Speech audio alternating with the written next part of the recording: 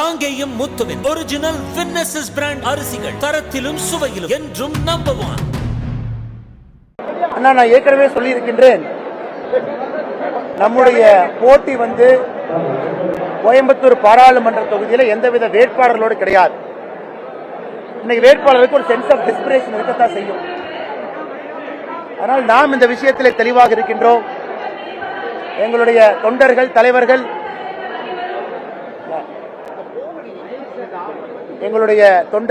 கோயம்புத்தூர் பாராளுமன்றத்தில் இருக்கக்கூடிய தலைவர்கள் மக்களை சந்தித்து ஒரே ஒரு விஷயத்தை சொல்லுகின்றனர். 2019 பாரதிய ஜனதா கட்சியினுடைய மேனிபெஸ்டோ தேர்தல் வாக்குறுதி, அகில இந்திய வாக்குறுதி நம்ம படிச்சு பார்த்தோம்னா 295 இருக்குமுங்க. 295 வாக்குறுதியும் நிறைவேற்றி இருக்கின்றோம். இப்ப திமுக மாதிரி 2021 கொடுத்துட்டு அதையே திரும்ப கம்ப்யூட்டர் உட்கார்ந்து பெட்ரோல் டீசல் 5 ரூபா 4 ரூபா குறைப்பது 65 மாத்து, சிலிண்டர் 100 ரூபாங்கிறது 500 மாத்து, எதுவுமே செய்யாம அதே விஷயத்தை திரும்ப திரும்ப செய். இது பாரதிய ஜனதா கட்சி கிடையாது. 2024 தேர்தல் வாக்குறுதியும் கூட நாம் என்ன சொல்லுகின்றோமோ அதை செய்ய போகின்றோம். ஆனால் நாங்கள் செய்துவிட்டு இங்கே நிற்கின்றோம். கோயம்புத்தூரை பொறுத்த வரைக்கும் எந்த சாமானிய மனிதனுக்கும் தெரியும் பாரதிய ஜனதா கட்சி என்ன செய்திருக்கிறது, மோடி என்ன செஞ்சிருக்கிறாங்க கோயம்புத்தூருக்கு. இதை அண்ணாமலை அவர்கள் வந்துதான் சொல்ல வேண்டும் என்கின்ற அவசியம் இல்லை. மக்கள் எல்லாம் பார்க்கிறாங்க. கோயம்புத்தூருடைய வளர்ச்சி என்னெல்லாம் நடந்திருக்கும் அது எல்லாம் கூட பாரதிய ஜனதா கட்சி ஆட்சியிலே 10 ஆண்டுகள்ல கொண்டு வந்திருக்கக்கூடியது. ஆனால் நாம் தொடர்ந்து சொல்வது, இங்க இருக்கக்கூடிய எம்பி இத்தனை ஆண்டு காலமாக ஒரு கம்யூனிஸ்ட் எம்பி, வளர்ச்சி வேண்டாம் என்கின்ற பிடிவாதத்தில் இருக்கக்கூடிய எம்பி. இன்னொரு பக்கம் ஒரு கட்சியினுடைய வேட்பாளர் கமிஷன் வாங்குவதற்காக மட்டுமே பாலம் கட்டக்கூடிய ஒரு கட்சி. பாலம் அப்படியே வாங்கியிருப்பாங்க, எனக்கு கமிஷன் கொடுப்பாங்க. ஏன் பாலம் கட்டுறாங்க தெரியாது. பாலத்துக்கு கீழே பாத்தீங்கன்னா ரோடு குண்டும் குழியுமா இருக்கு. அதை போய் அந்த வேட்பாளரோ கட்சியோ கண்ணை திறந்து கோயம்புத்தூரை எந்த அளவுக்கு நாசப்படுத்தி வைத்திருக்கின்றார். ஊழல் செய்வதற்காக மட்டுமே ஆட்சியில் இருந்த ஒரு கட்சி இன்னைக்கு வளர்ச்சியை பத்தி பேசுறாங்க. கோயம்புத்தூர்ல இருக்கக்கூடிய எல்லா சாமானிய மனிதர்களுக்கும் தெரியும், கோயம்புத்தூர் இவர்கள் கொள்ளையடிப்பதற்காக, கமிஷன் பெறுவதற்காக வளர்ச்சி என்கின்ற வீக்கத்தை காட்டிக் கொண்டிருக்கின்றார். அதை நான் சொல்ல வேண்டிய அவசியம் இல்லை. சாதாரணமாக இருக்கக்கூடிய கோயம்புத்தூர் நகர், கோயம்புத்தூர் பாராளுமன்றத்தில் இருக்கக்கூடிய எல்லா சொந்தங்களுக்குமே இதை பற்றி தெரியும்.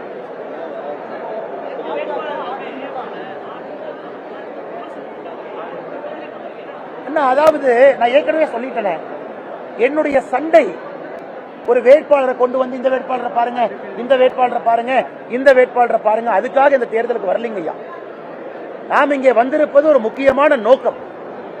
அடுத்த 700 நாட்கள் 2026 சட்டமன்ற தேர்தலுக்கு முன்பாக கோயம்புத்தூர் பாராளுமன்றத்தை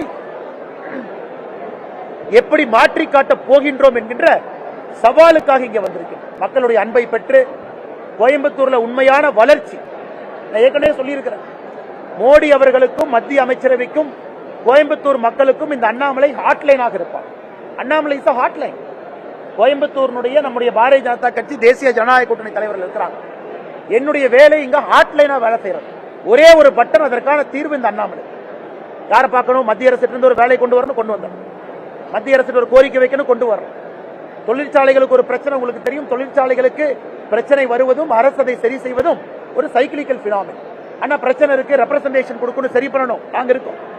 ஆனால் நான் இங்கே கொண்டு வருவது, பாரதிய ஜனதா கட்சி கொண்டு வருவது, தேசிய ஜனநாயக கூட்டணி மக்கள்கிட்ட கொண்டு வர்றது, உங்களுக்கும் மத்திய அரசுக்கும் இணைப்பு பாலமாக மிக வேகமாக வேலைகளை செய்து கோயம்புத்தூருக்கு உண்மையான வளர்ச்சியை கொடுப்பதற்காக வேட்பாளராக நான் களம் இறங்கியிருக்கின்றேன். இது ஏதோ 2 வேட்பாளர்கிட்டயோ 2 கட்சியிட்டயோ சண்டை போடுறதுக்கு. அதே நேரத்தில் மாற்று அரசியல். இன்னைக்கு தமிழ்நாட்டினுடைய அரசியல் பாத்தீங்கன்னா பணபலத்தை வைத்து தீர்மானிக்கக்கூடிய அரசியல்ல, மக்களை நம்பி, சாமானிய மனிதர்களை நம்பி, ஒரு சாதாரணமான மனிதர்கள் இந்த அரசியலை ஜெயிக்க முடியும் என்கின்ற நம்பிக்கையிலும் இந்த 2024 பாராளுமன்ற தேர்தலில் களமிறங்கியிருக்கிறது.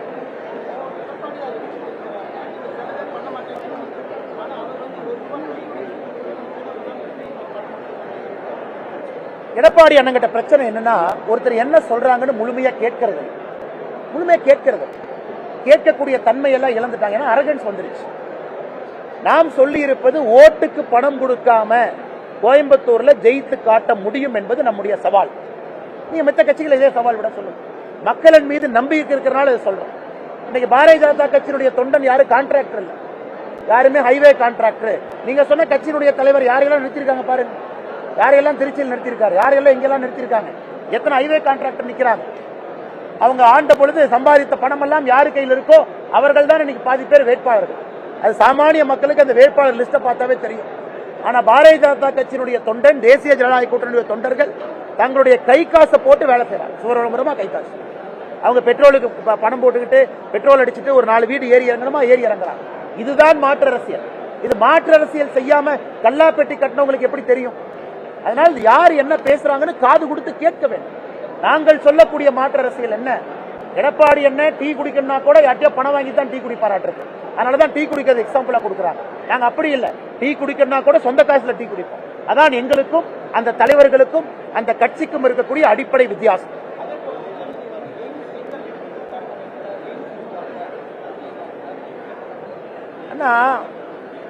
இன்னைக்கு உதயநிதி ஸ்டாலின் அவர்களுடைய அறிவு அவ்வளவுதான். ஒரு செங்கலை கையில் எடுத்து ஒரு செங்கலை கொண்டு போய் பாருங்க பாருங்கன்னு சொல்ற அளவுக்கு தான் அறிவு இருக்கு. அதனால்தான் தொடர்ந்து சொல்றோம், அரசியல்ல பக்குவப்படாதவர்கள், அறிவு இருக்கக்கூடியவர்கள், மக்களுக்கு சமுதாய பணி செய்பவர்கள் இவங்கெல்லாம் வராம வெறும் ஒரு தாத்தா அப்பா பேர் இனிஷியலை வச்சு வந்தாங்கன்னா ஒரு செங்கலை தூக்கிட்டு ஒரே செங்கலை காட்டக்கூடிய புத்தி மட்டும்தான் இருக்கு. இன்னைக்கு திமுகவுடைய தேர்தல் வாக்குறுதி நான் எத்தனை இடத்துல நான் சொல்றேன். அக்ரிகல்ச்சர் காலேஜ் மதுரை எங்க போச்சு? 2009 ஆட்சி காலத்துல நாங்க சிப்காட் கட்டுவோம், எங்க போச்சு? செங்கல் எங்க போச்சு? இன்னைக்கு நாம் உறுதியாக சொல்லி இருக்கின்றோம், 2026 ஃபர்ஸ்ட் ஹாஃப்ல எய்ம்ஸ் மதுரை மக்கள் பயன்பாட்டுக்கு வரும். டெண்டர் முடிஞ்சிருச்சு, வேலை நடக்குது. ஆனா நீங்க அவருடைய தாத்தா கலைஞர் கருணாநிதி புலித்தலையில கொடுத்த தேர்தல் வாக்குறுதி நிறைவேற்றல. நான் சவால் விடுக்கிறேன், அவர் கொடுத்த தேர்தல் வாக்குறுதி அவர் வாயில சொன்னதை நான் சொல்றேன். புலித்தலை தேர்தல் நடந்து எத்தனை ஆண்டுகள் ஆகியிருக்கிறது. அவங்க தாத்தா புலித்தலையில சொன்ன தேர்தல் வாக்குறுதி நிறைவேற்றல. ஆனால் நாங்கள் சொன்ன 295 நிறைவேற்றிருக்கோம். எய்ம்ஸ் மதுரை 2026 முன்பகுதியில் வரும் என்பதையும் சொல்லியிருக்கோம். அதற்கான டைம் லைன் கொடுத்திருக்கோம். ஆனா இவங்க 33 மாத காலமாக இவர்கள் செய்த சாதனையை சொல்லல. இவங்க என்ன பண்ணிருக்காங்க காணா. இவங்க செஞ்ச ஒரு 2 சாதனையை காணா. இன்னும் நெகட்டிவ் பாலிடிக்ஸ் தூக்கிட்டு சுத்துறாங்க. 2024 பாராளுமன்றத்தில் மக்கள் இதற்கு பாடம் புகட்டுவார்கள். அன்னைக்கு கொஞ்சம் சத்தமா சொல்லுங்க.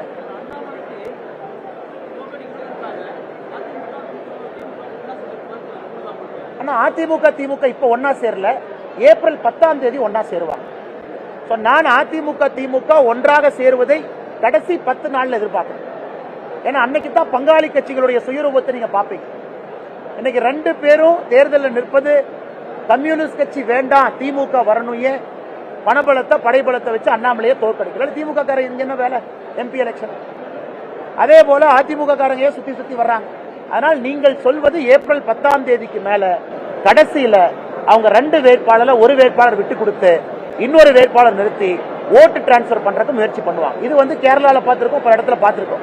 கோயம்புத்தூர்ல தமிழக அரசியல் முதல் முறையாக இங்க நடக்கும். அதையெல்லாம் தாண்டிதான் நம்முடைய வெற்றி.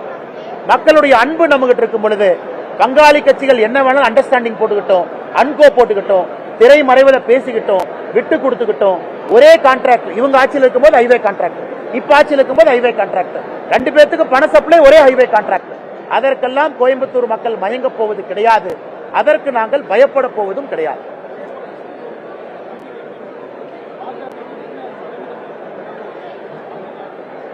அண்ணா, நான் ஏற்கனவே சொல்லி இருக்கின்றேன், இவர்கள் யாரும் புரட்சி தலைவர் டாக்டர் எம்ஜிஆர் ஐயா கிடையாது என்பதை புரிந்து கொள்ள வேண்டும். இவங்கெல்லாம் பணத்துல கொள்ளையடிச்சு அதுல ஒரு 2 குரூப்பை உருவாக்கி அதன் மூலமாக அரசியல் பண்றவங்க. நீங்க சொல்ற பேரோ நீங்க சொல்ற கட்சி தலைவர் இவங்கெல்லாம் புரட்சி தலைவர் டாக்டர் எம்ஜிஆர் ஐயா கிடையாது. மக்கள் நாயகனாக மக்களுக்காக பணி செய்து வெற்றியோ தோல்வியோ மக்கள்கிட்ட இருக்கிற அரசியல்வாதி கிடையாது. இவங்கெல்லாம் 5 வருஷம் மந்திரியா இருந்திருக்காங்க, சம்பாதிச்சுட்டாங்க. அடுத்த 10 வருஷம் செலவு பண்ணுவாங்க. 10 வருஷம் கழிச்சு ஒருவேளை ஆட்சிக்கு வந்தா மறுபடியும் சம்பாதிப்பாங்க. அதனால் இவர்கள் என்னதான் சூழலைத்தாலும் மக்களுக்கு தெரியும், இவங்கெல்லாம் பழைய தலைவர்கள் கிடையாது. ஒரு பெனாயில் வாங்கினா 10 ரூபாய் 40 ரூபாய்க்கு வாங்க. கொரோனா காலகட்டத்தில் ஒரு ஹாஸ்பிட்டலுக்கு 100 ரூபாய் பில்ல பெட்ஷீட்டை 500 ரூபாய்க்கு இருக்கு. அப்படித்தானே கொள்ளையடிச்சவங்க. அல்லது ஒரு திட்டத்தை மத்திய அரசுடைய ஸ்மார்ட் சிட்டி திட்டத்தில் 30% கமிஷனை கொள்ளையடிச்சு அதிலே வந்த பணத்தை வைத்துக் கொண்டு பேசுறாங்க. இவங்க என்ன மக்கள் தலைவர்கள்? இவங்க என்ன சமுதாய தலைவர்கள்? இவங்க என்ன அடிப்படை மாற்றம் பண்ணிருக்காங்க? கோயம்புத்தூர்ல என்ன அடிப்படை மாற்றம்? ஊரு சூடானதுதான் மிச்சம். ஒரு குளுமையாக அமைதியாக இருக்கக்கூடிய ஊரு இன்னைக்கு 2 டிகிரி 3 டிகிரி வெப்பநிலை ஏற்றிருக்காங்க. ஒரு 2 வீலர்ல இந்த ஊர்ல போக முடியுமானே? மாஸ்க் போடாம ஒரு மூச்சுல ஒரு துகள் கலக்காம போக முடியுமா? ஒரு ஆரோக்கியமான சாலைகள் இங்க இருக்கானே, ஒரு நல்ல ஒரு பார்க் இருக்கானே, மக்கள் எங்கேயாச்சும் குழந்தைகளை கூட்டு நடந்து போக முடியுமா? என்ன செஞ்சிருக்காங்க? என்ன வளர்ச்சிங்கிறாங்க? நீங்க வளர்ந்துட்டா வளர்ச்சியா? 10 வருஷம் மந்திரியா இருந்து கொள்ளையடிச்சு ஊழல் பணத்தை ஒரு இடத்துல பதுக்கி வச்சுட்டு அது தேர்தல் நேரத்தின் போது பணம் கொடுப்பதற்காக பணத்தை அள்ளி இறைத்தால் அது வளர்ச்சியா? அது வீக்கம். அது கோயம்புத்தூர் மக்கள் நன்றாக உணர்ந்திருக்கிறாங்க. போஸ்ட்மேனா வேலை பார்க்கறதுக்கு ஒரு கட்சியா? 2024 ஆட்சிக்கு பாரதிய ஜனதா கட்சி வரப்போகுது. வேலை செய்வதற்காக நாங்கள் இருக்கின்றோம். மக்கள் எங்க கிட்ட கேள்வி கேட்க போறாங்க. நாங்க ஓட்டு போட்டா நீங்க மத்திய அரசு பேசி என்ன செய்றீங்க? போஸ்ட்மேன் நீங்க என்ன பண்றீங்க கேட்டா இல்ல மத்திய அரசு யாராச்சும் வந்தா இதை போய் நாங்க செஞ்சு கொடுப்போம். அதுக்கு எதுக்கு பாராளுமன்ற தேர்தல் நிக்கிறீங்க? அதுல இந்திய கூட்டணி வராது என்பது உண்மையாக தெரிஞ்சு எதுக்கு இவ்வளவு பிரச்சாரம்? ஆனால் தமிழ்நாட்டு மக்களுக்கு தெரியும் மோடி ஐயா வரப்போறாங்க. கோயம்புத்தூர் மக்களுக்கு தெரியும் அவர்களோடு இருக்கக்கூடிய வேட்பாளர் நமக்கு வேண்டும். ஹாட்லைன் வேண்டும். ஒரு பட்டரை பிரஸ் பண்ணா தீர்வு வேண்டும். மக்கள் எக்ஸ்கியூஸ் கேட்கறதுக்கு இல்ல. எம்பி ஆயிட்டீங்க, ஏன் வேலை நடக்கல? இல்லைங்க ஆட்சி பிஜேபி வந்துருச்சு, நான் என்ன பண்றது? அதுதானே 10 வருஷமா எக்ஸ்கியூஸ். 10 வருஷமா என்னென்ன காரணம் சொன்னாங்க? ஏன்னா கோயம்புத்தூர்ல விமான நிலைய வேலை நடக்கல, கோயம்புத்தூருக்கு ஏன் ரயில்வே ஸ்டேஷன் வேலை நடக்கல, கோயம்புத்தூருக்கு ஏன் சாலை வசதி நடக்கல? நாங்க என்னப்பா பண்றது? அங்க மோடி ஐயா இருக்கிறாங்க, நாங்க வேற கட்சி. அந்த எக்ஸ்கியூஸ் கொடுத்து எந்த வேலையும் செய்யாம தப்பிச்சிட்டு இருக்காங்க. இன்னைக்கு 2024 தேர்தல் அதற்கெல்லாம் பதில். நாங்க எக்ஸ்கியூஸ் கொடுக்க விரும்பலீங்கன்னா வேலை செய்கின்றோம். 700 நாட்கள்லயே நீங்க மாற்றத்தை பார்ப்பீங்க. 5 வருடம் கூட நீங்கள் பொறுத்திருக்க வேண்டாம். 2026 சட்டமன்ற தேர்தலுக்கு முன்பு இந்த மாற்றத்தை காட்டப் போகின்றோம் என்று சூளுரைத்து மக்களுடைய அன்புக்காக களத்தில். ஆனா கோவை சார்ந்த தேர்தல் அறிக்கை உங்களுக்கு ஏப்ரல் 2வது வாரத்தில் ஒரு சட்டமன்றத்துக்கு ஒரு புக்காவே கொடுக்க போறோம். இருக்கக்கூடிய பிரச்சனைகள் எப்படி தீர்வு கொடுக்க போறோம், அல்லது அடுத்த கட்ட வளர்ச்சி எப்படி என்பது ஒரு சட்டமன்றத்திற்கும் 6 சட்டமன்றத்திற்கும் தனித்தனியாக. ஏன்னா இங்க பாத்தீங்கன்னா சூலூர் பல்லடத்தினுடைய பிரச்சனை வேறு, கோயம்புத்தூர் நகரத்தினுடைய பிரச்சனை வேறு, கவுண்டம்பாளையம் கொஞ்சம் தூரத்தில் இருக்கக்கூடிய பிரச்சனை வேறு, கோயம்புத்தூர் மத்திய பகுதியினுடைய பிரச்சனை வேறு. ஆனால் எங்களை பொறுத்தவரை 6 சட்டமன்றத்திற்கும் தனித்தனியாக தேர்தல் வாக்குறுதி கொடுக்க இருக்கின்றோம். அது எல்லாத்துக்கும் டைம் லைன் போட்டு இதுக்குள்ள அதை செய்து காட்டுகின்றோம் என்று டைம் லைனோடு தாங்கன்னா 2024 தேர்தலை சந்திக்க போறோம். யார் சொன்னாங்கன்னா? அண்ணா காலங்காத்தால 2 மணிக்கு போய் வீட்டுல கதவை தட்டி கைது பண்றாங்கல்ல, ஜனநாயகமா? சமூக வலைதளத்தில் ஒரு பதிவு போட்டா சேஷாத்ரி போன்றவர்களை கைது பண்ணி உள்ள வைக்கிறாங்க, ஹைகோர்ட் கண்டனம் தெரிவிக்குது. அது ஜனநாயகமா? அது ஜனநாயகமான்னு கேட்கிறேன். அதனால ஜனநாயகத்தை பற்றி பேசுவதற்கு ஒருவருக்கு தகுதி இல்லைன்னா எப்படி ரஷ்யால ஸ்டாலின்கிற பேரு ஜனநாயகத்துக்கு எதிராக இருந்தாங்களோ அதே மாதிரி தமிழ்நாட்டில் இருக்கக்கூடிய ஸ்டாலின் என்கின்ற பெயரும் ஜனநாயகத்துக்கு எதிராக தான் இருக்கிறார். 2 ஸ்டாலினுக்கும் ஒப்பிகை போட்டீங்கன்னா எந்தவித மாறுபாடும் இல்லை. அவங்க சீக்ரெட் போலீஸை வச்சு 2 மணிக்கு தூக்குவாரு, இவர் ஸ்டேட் போலீஸை வச்சு 3 மணிக்கு அரெஸ்ட் பண்ணுவார். அதனால ஜனநாயகத்தை பற்றி பேசுவதற்கு ஒரு கட்சிக்கு ஒரு தலைவருக்கு தமிழகத்திலே உரிமை இல்லை என்றால் அது அண்ணன் ஸ்டாலின் அவர். நன்றி அண்ணா. காங்கேயம் முத்துவின் ஒரிஜினல் வின்னசஸ் பிராண்ட் அரிசிகள் தரத்திலும் சுவையிலும் என்றும் நம்பர் 1.